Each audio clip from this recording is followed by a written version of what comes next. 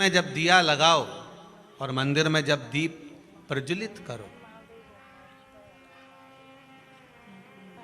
उस समय पर जब मंदिर में दीप लगाएं और मंदिर में जब दिया प्रज्वलित करें, अगर गोल बाती है तो वो तो दिए के बीच में ही होगी, फूल बाती है तो वो दिए के बीच में होगी। और मान लो अगर लंबी बाती लेकर गए हो, लंबी बाती को लेकर पहुँचे हो, तो अगर दीप लगा रहे हो, कामना रखकर लगा रहे हो कि मेरी ये कामना है, तो वो दीप का बाती का मुख अपनी ओर रखना, पर कोई कामना नहीं। हम भगवान को केवल इसलिए रिझा रहे हैं कि मेरा भोलेनाथ मेरा भंडार भरे और मेरे घर में सुख समृद्धि दे। तो दीप की बाती का मुख भगवान की ओर होना चाहिए कि हमने तेरे भरोसे पर छोड़ दिया। अब हम किसी से नहीं पूछेंगे कि हमें क्या करना है, ये दीप की जो बाती का मुख है वो आपकी ओर है। अर्थात मेरा जो जीवन है, मेरा जो संपूर्ण परिवार है, मेरा जो कुटुंब है, मेरा जो कबीला है, मैं जिस घर में निवास करती हूँ, मैं जिस घर में रहता हूँ, उस घर का संपूर्ण कारभार सब तुम्हारे भरोसे पर है। तो बाती का मुख कहाँ हो गया? भगवान की ओर हो गया। बाती का मुख फिर भगवान की ओर। पर ज़्यादातर लोग दिया जो लगाते हैं ना, वो अपनी ओर बाती करके ही लगाते हैं। मतलब इनकी कामना चलती ही रहती है 24 घंटे। कुछ कुछ कामनाएं इनकी जागरूक रहती है, इनकी कामनाएं निरंतर रहती है। पर उस बाती में जब आप अपना संपूर्ण परिवार, संपूर्ण अपने परिवार का दुकान हो, धंधा हो, व्यापार हो, व्यवसाय हो, चाहे आप जितना भी कार्य कर रहे हो, फैक्ट्रियां चला रहे हो, वो सब अपने भगवान के भरोसे पर दे दिया, भगवान की ओर दे दिया। तो इसका मतलब ये नहीं है कि बाती का मुख भगवान की ओर हो तो तुम भगवान के बिल्कुल करीब में ही बाती का मुख कर लगा दो और भगवान को मालूम पड़े चोट लग जाए, ऐसा भी नहीं। जब भी दिया लगता है, आप बहुत ध्यान देना महाराज, अगर भगवान जिस स्थान पर बैठे हुए हैं, अगर दिया हमको रखना है, भगवान जहाँ विराजमान है, दीप जब भी रखा जाता है भगवान के सामने, तो अपन जहाँ विराजमान है उससे भगवान और अपने बीच में कम से कम 2 बीता की दूरी तो होना ही चाहिए, जिससे भगवान को भी चोट ना लगे, भगवान को भी घात ना लगे। तुलसी महारानी को जो दिया लगाया जाता है वो तुलसा महारानी से दूर लगाना चाहिए। तुलसी के क्यारे में दीप लगाने का प्रमाण नहीं है कि तुम तुलसी के क्यारे के अंदर दिया लगाओ। पहले तो ऐसा नियम था कि तुलसी का जो क्यारा बनता था उसमें एक नीचे अलग से दिया रखने की जगह बनती थी, तो उसमें दिया रख दिया जाता था। आज के ज़माने में इतनी जगह ही नहीं कि वह में रखो, तो लोग वो कुंडा में धर के आ जाए। अब वो कुंडी में रख के आए, मालूम पड़े तुलसी महारानी का पत्ता मुरझा जाता है, तुलसा महारानी भी ऐसी मूर्छित हो जाती है, तुलसा महारानी भी चारों तरफ से वो दिए की लो से जल जाती है। ऐसा दीप लगाने का कोई फायदा नहीं, ऐसे दीप की कोई महत्वता नहीं है। किसी को कष्ट देकर, किसी को परेशान कर कर, देवता हो चाहे आप हो, आप किसी को कष्ट देकर, किसी को परेशान कर कर अगर भजन कर रहे हो तो उसका कोई सुख नहीं है हमारा, उसका कोई आनंद नहीं है। किसी को भी कष्ट देकर अगर आपने भजन भी किया, यज्ञ भी करा, दान भी करा, पुण्य भी करा, सत्कर्म भी करा, भजन भी करा, उसका कोई तत्व नहीं। शाम को 4 बजे से लेकर 7 बजे के बीच में शंकर और पार्वती के भ्रमण का समय रहता है। मेरे देवाधिदेव महादेव और माता पार्वती के भ्रमण का समय, भगवान शंकर पार्वती घूमने को निकले। इसलिए हमारा सनातन धर्म कहता है शाम के समय पर माताओं को झाड़ू नहीं लगाना चाहिए, शाम के समय पर माताओं को चूड़ी बिछिया नहीं बदलना चाहिए, शाम के समय पर माताओं को मांग में सिंदूरा नहीं भरना चाहिए, शाम के समय पर माताओं को बाल नहीं बांधना चाहिए, शाम के समय पर माताओं को चौखट पर नहीं बैठना चाहिए। उसका कारण क्या है? क्योंकि पार्वती जी ने भगवान भोलेनाथ जी से कहा था कि तुम मुझे रोज शाम के समय प्रदोष काल में भ्रमण के लिए लेकर जाते हो, मेरे लिए आज्ञा क्या है? शंकर भगवान ने कहा सुनो पार्वती, मंदिर के अंदर नंदी रहता है, जाने वाला यात्री जब मंदिर में मेरा दर्शन करने आता है तो नंदी के कानों में कहकर जाता है कि शिव जी को मेरे यहाँ लेकर आना। मैं नंदी के अनुसार उनके घर जाता हूँ, मेरा काम है उनका कल्याण करना और तेरा काम है उनके घर की नारी को अखंड सौभाग्यवती का वर प्रदान करना, ये तेरा काम। तब पार्वती माता ने कहा अखंड सौभाग्यवती होने का वर मैं तो दे दूंगी, पर उस समय पर माताएं चूड़ी बदल रही होगी, हाथ से चूड़ी निकाल रही होगी, तो मैं वर कैसे दे सकती हूँ? मांग भर रही होगी तो मैं वर कैसे दे सकती हूँ? उस समय पर चूड़ी बिछिया बदला जा रहा होगा तो मैं वर कैसे दे सकती हूँ? उस समय पर झाड़ू लग रही होगी तो मैं लक्ष्मी को वहां कैसे भेज सकती हूँ? आप बताओ। तो शंकर भगवान ने कहा प्रदोष का समय एक ऐसा समय होता है, शाम का समय ऐसा होता है जिस समय पर केवल शंकर और पार्वती की आराधना का समय होता है। हम तो कई लोगों से कहते हैं अगर आपके यहाँ संपदा नहीं आ रही है, बहुत मेहनत कर रहे हो, फल नहीं मिल रहा, कहीं नौकरी, कहीं सर्विस या कहीं व्यापार या व्यवसाय में कहीं तकलीफ आ रही है, हम सबसे कहते हैं शाम का समय पकड़ लो, शंकर जी के मंदिर में दिया लगाना प्रारंभ करो। शिव मंदिर में अगर दिया नहीं लगा रहे हो तो बेलपत्री के पेड़ के नीचे दिया लगा। बेलपत्री और शंकर जी के मंदिर में दिया नहीं लगा रहा तो शंकर जी के मंदिर के बाहर चौखट पर दिया लगा।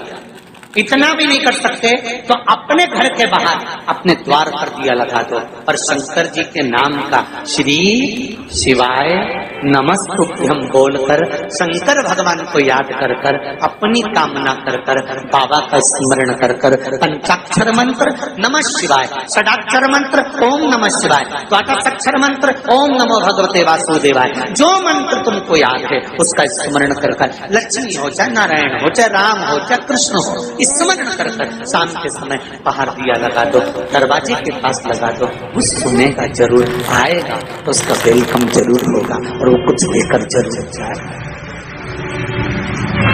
नियम तो बनाओ, उसकी चौखट पर जाकर कहना होता है।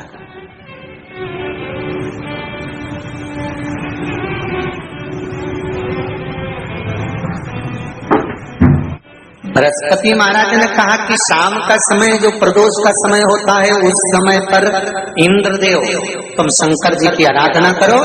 शिव आराधना से शंकर जी जो मार्ग प्रशस्त करेंगे, शिव आराधना से जो शंकर जी कहेंगे वो तुम करना, ठीक है? आराधना करी बाबा भोलेनाथ जी।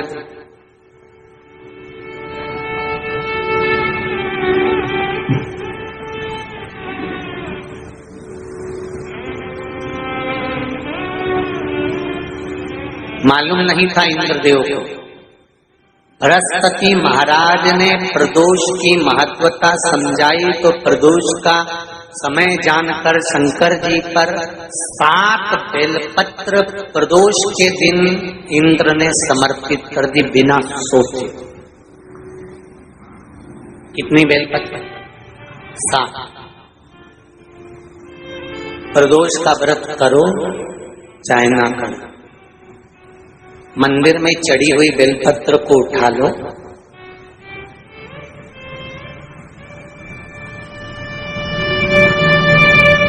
बेलपत्र का ब्रह्म कमल बना लो,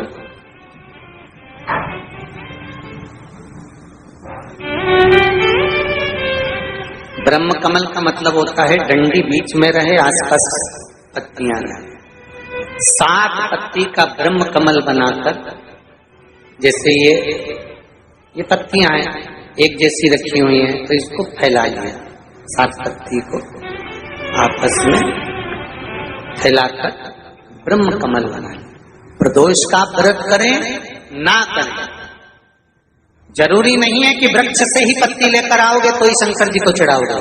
शिव जी पे से चढ़ी हुई उठाकर धोकर ब्रह्म कमल बनाकर बाबा से विनय कर कर, हे प्रभु आज मैं इस काम के लिए जा रहा हूं, बाबा मेरा यह कार्य है, बोलकर श्री शिवाय नमस्तुभ्यम बोलकर शिवलिंग पर समर्पित कर दो। दिन भर के प्रदोष व्रत का फल बाबा एक बेलपत्री समर्पित करने पर ही प्रदान कर देता है। शिव प्रदोष व्रत कर रहे हो उससे बढ़कर कोई प्रसन्नता नहीं, पर नहीं कर रहे तो प्रदोष के दिन या 12 महीने शिवरात्रि आती है। श्री शिवाय नमस्तुभम, हर हर महादेव। कैसे हैं आप सभी लोग? आशा करती हूँ आप सभी बहुत अच्छे होंगे। देखिए, जो भी मेरे चैनल पर पहली भाई बहन पहली बार आए हैं वह मेरे चैनल को सब्सक्राइब कर लें। मेरी वीडियो कैसी लगती है कमेंट में हर हर महादेव लिखना ना भूलें। देखिए आज का उपाय बहुत ही अच्छा उपाय बताया है। प्रदोष काल में अगर आप एक दीप अपने दरवाजे पर लगाते हैं तो धन का आपके यहाँ भंडार भर जाएगा, लक्ष्मी का आगमन होगा। कहते हैं प्रदोष काल में शिव पार्वती भ्रमण के लिए निकलते हैं तो नंदी के कान में जाकर अगर आप मंदिर जाते हैं तो उनके कान में अवश्य कह के आएँ कि भ्रमण के लिए आप शिव जी और पार्वती को लेकर आते हैं प्रदोष काल में शाम के टाइम, तो हमारे यहाँ अवश्य लेके आएँ। तो ऐसे कान में कह के आना है नंदी के कान में, और आपको आना है घर। शाम को आपको एक दीप लगाना है, शाम को अपने दरवाजे के पास लंबी बाती का लगाना है घी का, और आपको प्रज्वलित करते समय यही बोलना है कि हे नंदी बाबा, आप शिव जी पार्वती को भ्रमण करने के लिए लेके आए हैं तो हमारे यहाँ उनको लेकर अवश्य आएँ। पृथ्वी पर प्रदोष काल में शिवरात्रि में एकादशी पर शिव पार्वती पृथ्वी पर भ्रमण के लिए आते हैं, तो इसलिए आपको दरवाजे पर एक घी का दीपक अवश्य ही लगाना चाहिए। इससे आपके यहाँ धन में बरकत होगी, आपके यहाँ धन संपदा खूब बढ़ेगी, कोई भी कष्ट बीमारी नहीं रहेंगी, आपके धन संपदा की जो भी कमी है वो कमी पूरी होगी। जिस व्यक्ति के यहाँ धन की बहुत कमी है, कष्ट बहुत ज़्यादा है, विपदा आ पड़ी है, समझ नहीं आ रहा है क्या करें, तो प्रदीप मिश्रा जी ने शिव पुराण में बता दिया है कि अगर आपके यहाँ ये सब परेशानियां हैं तो आप एक उपाय अवश्य कर लें। प्रदोष काल में एक दीपक अवश्य लगाएं। देखिए अगर आप मंदिर नहीं जा सकते या आप शिवालय नहीं जा सकते, बेलपत्र के पेड़ के पास दीप नहीं लगा सकते, तो एक अपने दरवाजे पे अवश्य ही लगा दें। देखिए वैसे बहुत ही शुभ उपाय बताया गया है कि बेलपत्र का पेड़ अगर आपको कहीं मिल जाए तो उस पर एक दीप प्रदोष काल में आप शाम के टाइम ज़रूर लगा कर आएँ। इससे आपके यहाँ जो भी धन की कमी है वो पूरी हो जाएगी, जो भी आपके यहाँ कष्ट है वो समाप्त हो जाएगा, आपकी जो भी मनोकामनाएं वो पूर्ण अवश्य ही हो जाएंगी।